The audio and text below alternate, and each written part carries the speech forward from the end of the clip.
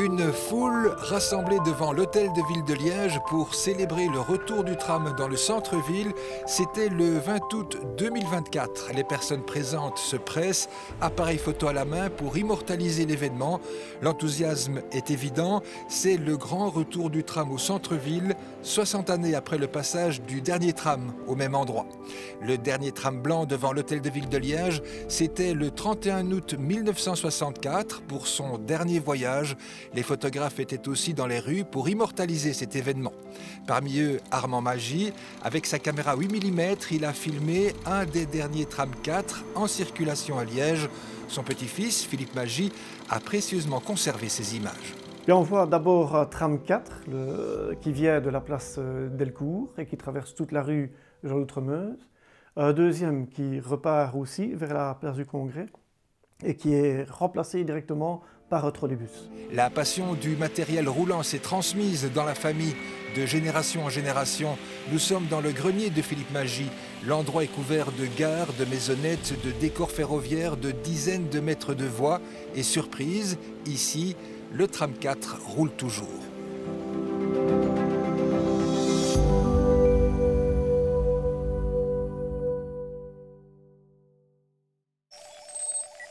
Nous voici dans un autre grenier, mais ici c'est un scanner par lequel passe la passion pour le matériel roulant des transports en commun. Jean-Philippe Deur, qui a longtemps travaillé dans le commerce de photocopieuses, a été touché par le virus il y a une dizaine d'années. Aujourd'hui, il a collecté plus d'1 million de photos sur disque dur. 100 000 sont consacrées aux trams et aux bus qui ont sillonné nos rues, des photos qui inspirent souvent une certaine nostalgie du Liège d'antan.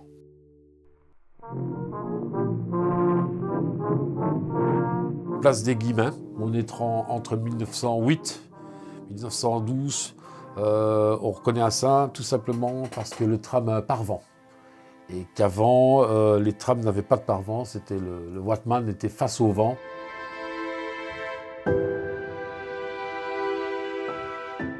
L'entrée du boulevard de la Sauvenière, nous sommes après 1958, le building est déjà construit. Donc voilà, vous avez la ligne 1 et 4. Apparemment, nous sommes au mois d'octobre parce que nous avons la foire de Liège qui se trouve derrière. Nous sommes sur le boulevard de la Sauvenière, donc vous avez le café Le Vénitien. Et on arrive sur la place de la République française. Vous voyez la circulation, vous avez tout le matériel roulant de cette époque. Alors bon, voilà, ici un aperçu que cela vous donne dans les années 50 de ce qu'était la place Saint-Lambert. Là, on était vraiment tout au tram, donc on était vraiment avec des rails partout. Ici, vous avez le tram 1 qui vient de quitter la place Saint-Lambert, donc il a pris la rue de Bex. Et donc, c'est le même trajet qu'il va faire le dimanche quand il y aura la batte, puisque le tram ne pouvant pas passer sur la batte pendant le dimanche, vont se croiser à ce moment-là en Ferronstrée.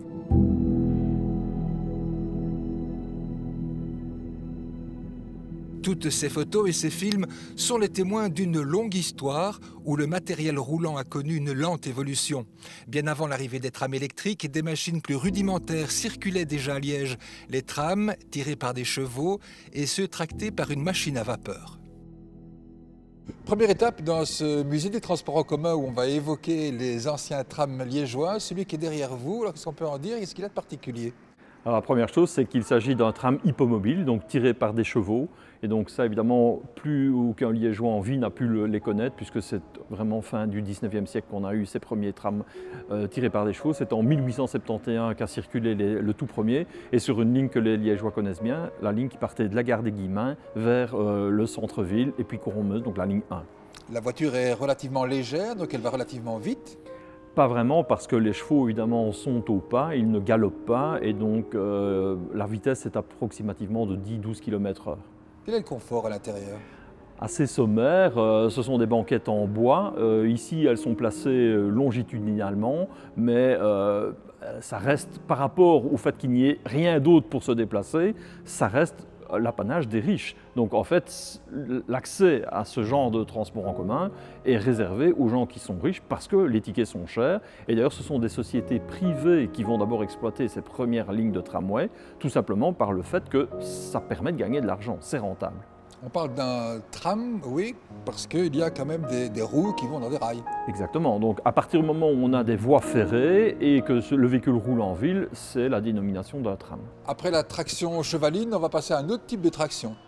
La traction vapeur, en effet, donc avec la SNCV, la Société nationale des chemins de fer vicinaux, qui va donc exploiter ce type de machine partout dans le pays.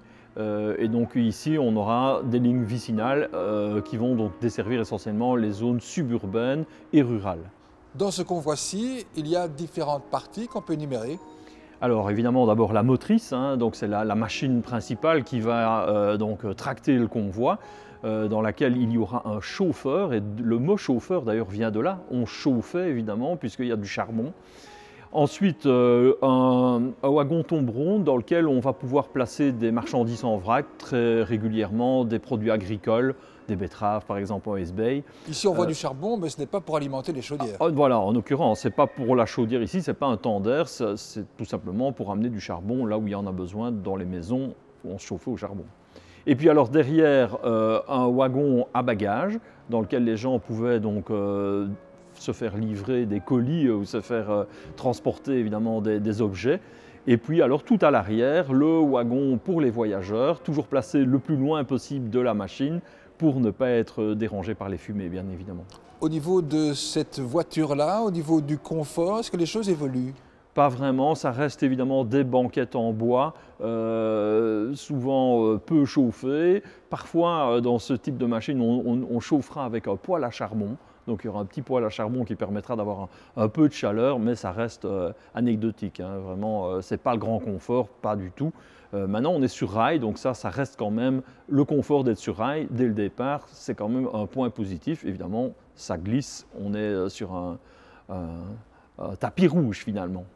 La première ligne permanente de tramway était une concession privée. C'est en 1881 que l'industriel, financier, ingénieur, entrepreneur Édouard Rampin a obtenu la concession d'un chemin de fer à vapeur entre Liège et Gemep, une ligne créée pour alimenter en main-d'œuvre les industries du bassin liégeois. La volonté d'Ampin, c'était d'apporter un moyen de transport peu coûteux à l'industrie, je vais dire dans ce sens-là, pour qu'elle puisse capter une main-d'œuvre qui n'habitait pas sur place. C'est-à-dire, ça évitait de raisonner corons, les corons de charbonnage et compagnie. Il y a des gens qui venaient de Liège ou autres pour venir travailler dans les usines. La ligne du tramvers était tout le long. Il y avait des usines qui étaient implantées. Liège, dans le courant du 19e siècle, est devenue une ville extrêmement industrielle avec une exploitation des charbonnages et on devait, à chaque pause, transporter les ouvriers qui venaient travailler ou qui terminaient leur travail. Et cette ligne vapeur, quand on dit Liège, démarrait du boulevard de l'avenue Blondin. De l'avenue Blondin, allait jusque, grosso modo, l'église de Gemep. Au début du XXe siècle, Liège est à son apogée économique et industriel. En 1905, elle organise l'exposition universelle et entend bien le montrer aux visiteurs du monde entier.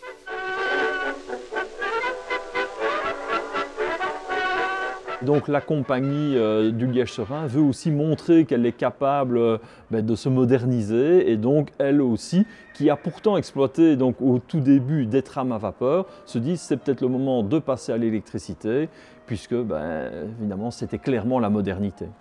À l'intérieur, ça reste quelque chose d'assez cossu et confortable pour l'époque. En effet, donc évidemment toujours des belles banquettes en bois verni, mais on remarque aussi des vitres biseautées, on voit la décoration des plafonds, les matières aussi, on a du laiton, on a des beaux alliages, on a des belles choses. Voilà pour les personnes qui sont à l'intérieur. Pour celles qui doivent conduire cette voiture, c'est un peu plus compliqué. Alors en effet, voilà, le poste de commande ici permet donc au Wattman d'actionner les différentes manettes pour permettre de réguler la vitesse, mais il est debout toute la journée il n'a pas de pare-brise et donc il est soumis aux intempéries, bien évidemment, donc le froid, le vent et debout toute la journée aussi. La Société des trams verts cherchait à étendre ses lignes et se rapprocher du centre-ville. Jusque-là, la traction à vapeur était mal adaptée au milieu urbain, avec les fumées qui se dégageaient des machines et le vacarme qu'elles produisaient. L'électrification va permettre à ces trams de gagner progressivement du terrain jusqu'à desservir la place de la République française. Place de la République française, il terminait sur 2 voies devant le terre-plein là, actuel, 2 voies en impasse. Et les motrices 2 essieux tractaient des remorques et évidemment il fallait les remettre en tête. Ce qui fait que la place du Théâtre, comme on disait, ou place République française, est une véritable gare en mouvement avec les remorques, les motrices qui se remettaient en tête, etc. Et c'est un peu avant 1930 que les compagnies se sont entendues, y compris avec la ville, pour établir une boucle autour de la statue d'André Modeste de Grétry, la boucle que nous avons tous connue. La compagnie des tramways Liège-Serein va donc profiter de l'exposition universelle pour électrifier ses machines. Les trams d'autres compagnies sont déjà présentes dans le centre-ville.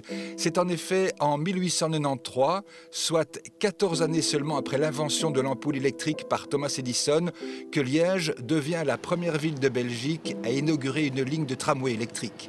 À bord, celui qui conduit le tram est le wattman, un nom qui trouve son origine dans l'unité de mesure électrique, le watt. À la veille du XXe siècle, Liège comptait 150 000 habitants. Une vingtaine de lignes apparaissent qui desservent notamment les Guillemins, Chesnay, Herstal, Bressou et Robermont. À l'occasion de l'exposition universelle de 1905, une ligne urbaine, en boucle, va permettre aux visiteurs de circuler facilement à travers la ville. 1905, c'est la reconnaissance mondiale de la puissance économique de Liège. On en a hérité par les ponts de Franier et les ponts de Fétine, mais c'est aussi la naissance de la ligne 4, la ligne circulaire. Nous sommes dans un tram bien connu des Liégeois, puisque les trams blancs, c'est ceux qui circulaient en centre urbain, facilement reconnaissables parce qu'en effet, ils étaient couleur crème et donc blanc. Très difficile de les confondre avec les trams verts du Liège-Serein, évidemment. Alors ici, nous sommes dans le tram qui effectuait la ligne 4, aussi une ligne mythique pour les Liégeois, puisque c'était ces fameuses boucles circulaires qui desservaient vraiment tous les quartiers centraux de la ville. On a quelque chose de plus fonctionnel, mais globalement, on voit quand même que l'idée, c'est vraiment de transporter le maximum de personnes, notamment des gens debout, qui peuvent se tenir, par exemple, avec les poignées qui sont accrochés au siège. C'est un tram qui va circuler jusqu'au début des années 60. En effet, ce sera même le dernier tram, puisque celui-ci roulera jusqu'en 1964, date des derniers trams en centre urbain par les tramways unifiés. Les autobus et tout ça n'ont pas des durées de vie comme celle-là. Ces véhicules-ci, sur rail et électrique, ont des durées de vie de 30, 40, parfois même 50 ans, sont toujours fonctionnels. On voit sur les anciennes photos qu'il n'y a pas d'espace réservé pour les personnes qui veulent monter ou descendre du tram. Elles sont à proximité immédiate des voitures. Oui, les trams s'arrêtent au milieu de la voirie. Donc le candidat voyageur doit traverser la rue. Il y a un emmarchement d'1 mètre avec un marchepied rabattable, mais à l'époque, on ne parle pas de personnes à mobilité réduite. Les trams blancs vont faire partie du paysage liégeois pendant plusieurs décennies. Entre le début du XXe siècle et la fin des années 60, il y a donc 3 compagnies différentes de trams qui desservent Liège, à quoi il faut ajouter un autre matériel roulant électrique.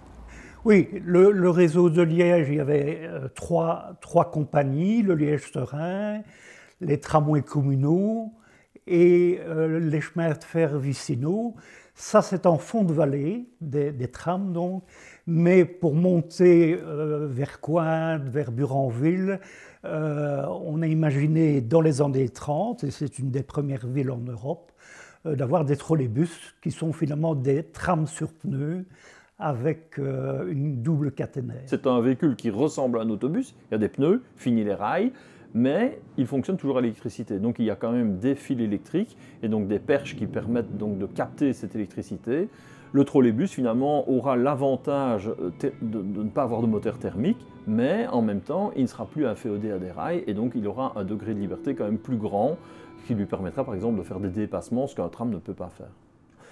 C'est un véhicule qui apparaît donc dans les années 30, mais celui-ci va quand même rouler jusqu'à la fin des années 60. Les derniers trolleybus rouleront même en 1971. Et donc c'est des véhicules qui vont rouler en parallèle avec les trams. Vous avez une concentration de lignes et des fréquences qui feraient pleurer d'envie tous les jours actuels. La ligne de trolleybus que je prenais pour rentrer chez moi, il y avait un trolleybus toutes les 10 minutes. Si l'histoire du tram à Liège permet de comprendre les circonstances qui ont permis l'évolution du matériel, c'est aussi l'occasion de visiter la ville à différentes époques. Les lignes 1 et 4 étaient les plus connues. La ligne 1 traversait la ville de bout en bout, soit 12 km entre les Guillemins et Corommeuse.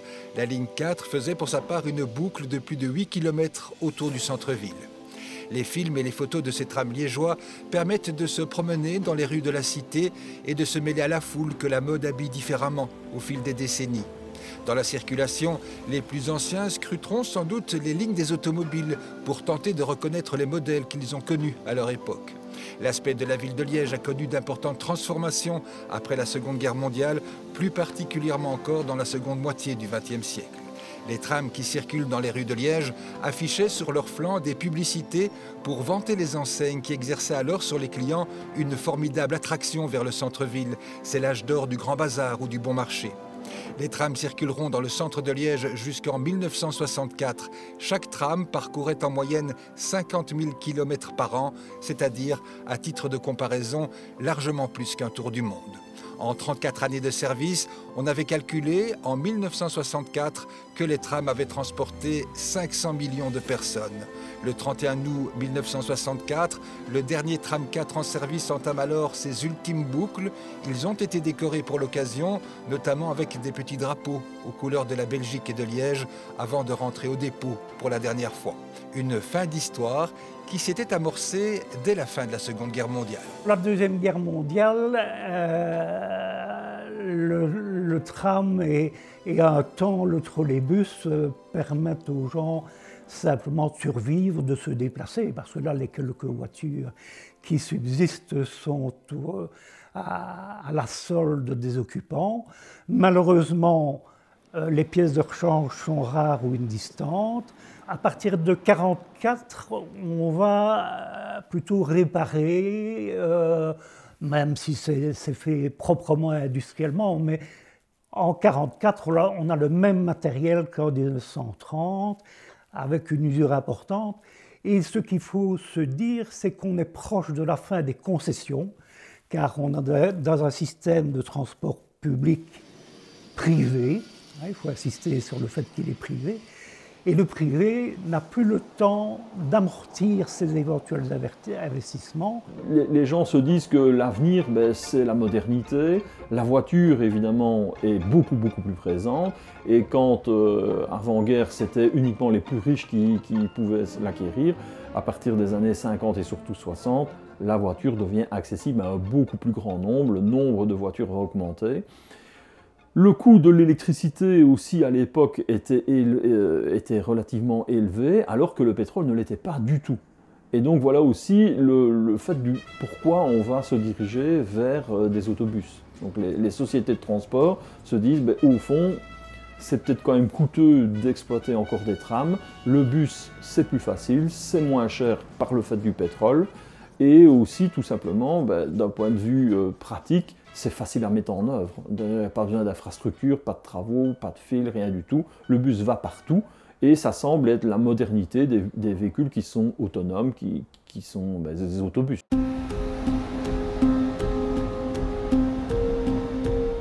Si le tram blanc termine sa course en 1964, le tram vert va lui survivre, mais pas très longtemps. Les trams verts de la Rails, Railway économique de Liège-Serein Extension, aura vu son matériel roulant évoluer au fil du temps, depuis sa création en 1882 jusqu'au milieu du XXe siècle, avant d'être progressivement supplanté par les autobus diesel et la démocratisation des automobiles individuelles. En mars 1967, le terminus de la place de la République française est reporté place Général Le Mans, plus en périphérie. Le dernier départ de Liège, vers Gemep, a lieu le lundi de Pâques, le 27 mars, peu avant minuit. C'est la fin des trams au centre-ville de Liège. Quelques trams circuleront encore en agglomération, mais leurs heures sont comptées. Le 30 avril 1968, le dernier tronçon est supprimé. C'est la fin définitive des trams verts qui auront été les premiers et les derniers à circuler dans l'agglomération liégeoise.